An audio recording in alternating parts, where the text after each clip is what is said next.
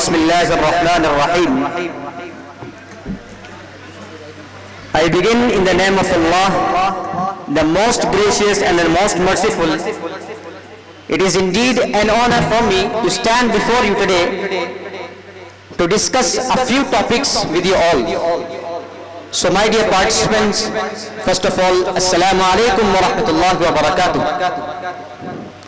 I said Assalamu alaikum wa rahmatullahi wa barakatuh. I warmly welcome you all to the first annual English speech competition to our state, our district Muzaffarnagar and the town Budhana. Today we celebrate the power of words and eloquence in English, a language that has opened doors to the world for us. And today we have a unique gathering where Hufaz students from madrasas and students from madrasas and schools have come together to showcase their talents in the English language. Just as the Quran calls us to reflect deeply and communicate with clarity and truth, we hope that today's speeches will inspire us all to think, understand and grow. Let's listen to each speaker with a keen heart and an open mind, as they are here not only to compete but to enlighten us. My dear guests and my dear parents, teachers and our talented participants, first of all, I really welcome you all to the first annual English speech competition from depth of my heart. And to make this competition fair and impactful, we have invited our great judges who are no doubt who are well respected for their knowledge and commitment to education. Our first judge, I would like to introduce each judge. Our first judge is our Maulana Hifzur Rahman Sahab from Delhi, who is the director of Eagle Academy. It is situated in Western UP and Western Delhi. So I would like to request him to please join, to please come on the front.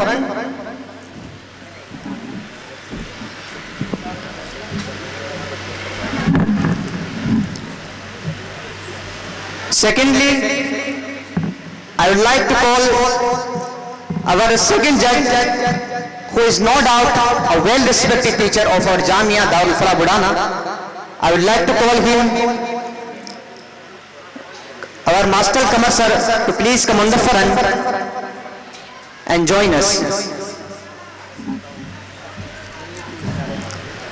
Thirdly, I would like to call Maulana Farooq Sahab to please come on the front and please join us.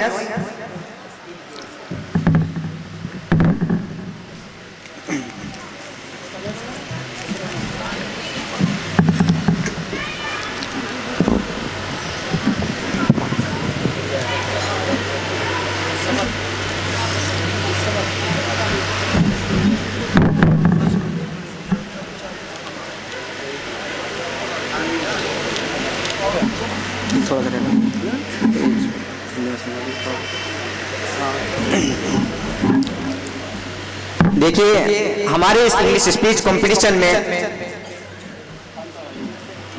Participants और मुसाहिमीन की जो तादाद है वो 50 है, यानी कि 50 students ने 50 पार्टिसिपेंट्स ने इस कंपटीशन में इस मुसाबके में हिस्सा लिया और 50 में से 50 स्टूडेंट्स में से जो मुसाहिमीन यहाँ पर तशरीफ लाए, सबसे पहले तो उनके लिए इस मुसाबके में इस कंपटीशन में कुछ बेसिक इंस्ट्रक्शन से, कुछ गाइडलाइन से, कुछ हिदायत है जिनके ऊपर आपको एक तरीके से अमल करना है और जिनको फॉलो करना आपके लिए निहायत जरूरी है।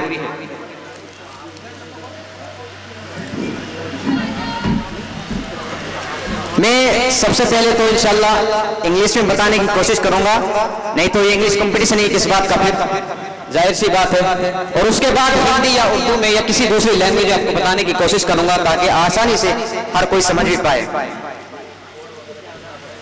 The first and the most important point is that the participants will be called by their Musahim numbers and the code number. हर मुसाहिम को जिसे स्टेज पर स्पीच के लिए बुलाया जाएगा तो उसे उसके मुसाहिम नंबर के जरिए स्टेज पर बुलाया जाएगा। आप लोगों के जो गले में कार्ड है उस पर एक राइट साइड में कोड लिखा हुआ है, वही आपका मुसाहिम नंबर है। एक बार चेक कर लें प्लीज, इंग्लिश वाले जो स्टूडेंट्स हैं।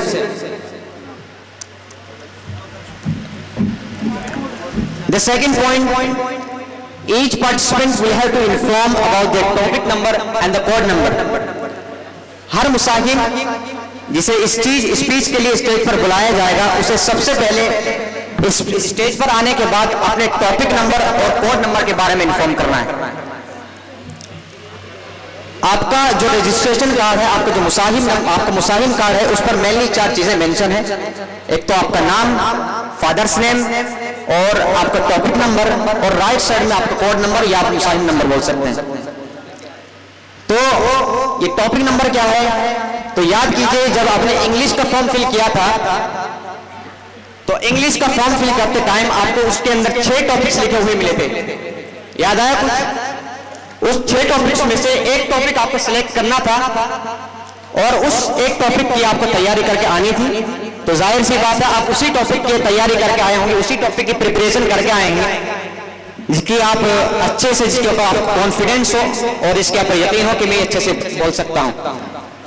अच्छा, आप में से कुछ ऐसे स्टूडेंट्स भी हैं जिन्होंने फोन के जरिए या व्हाट्सएप मैसेज के जरिए बोला था कि हम उन 6 टॉपिक्स के अलावा कोई दूसरी स्पीच अपनी मर्जी से याद करते हैं। तो नो प्रॉब्लम, वो जो स्टूडेंट्स है, ऐसे जो मुसाहिमीन है, वो सबसे पहले जब स्टेज पर आएंगे स्पीच के लिए तो वो अपनी स्पीच सबसे पहले हमारे सामने रखेंगे और वो इसलिए रखी जाएगी ताकि उसकी निशानदेही और उसकी निशानदेही की जा सके, उसकी मिस्टेक्स जो है वो आपको बताई जा सके, उसके ऊपर आपके नंबर जो है वो आपके मार्क्स जो है वो आपके डिडक्ट की जा सके और कम की जा सके अगर किसी तरह की कोई गलती है उसके अंदर।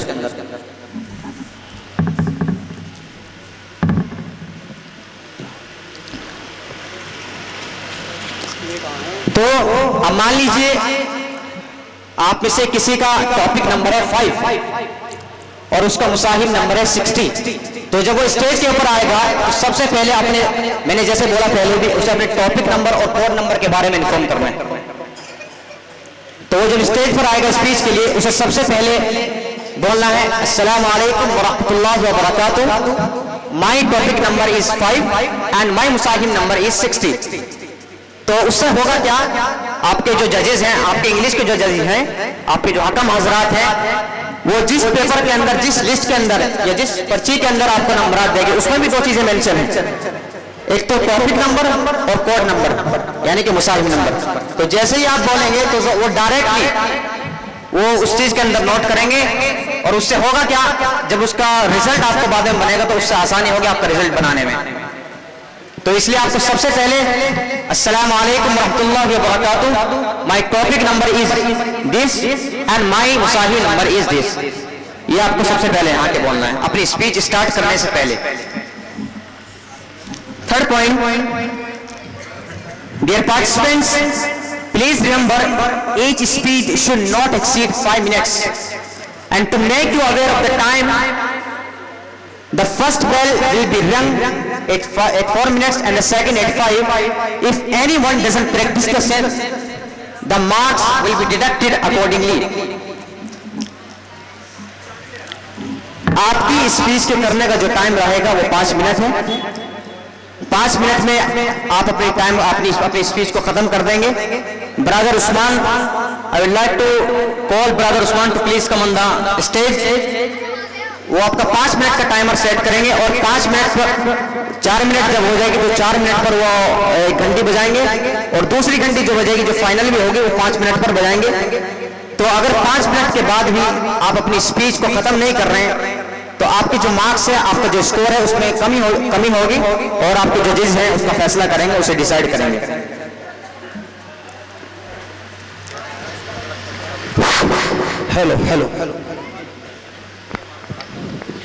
हेलो। Fourth point,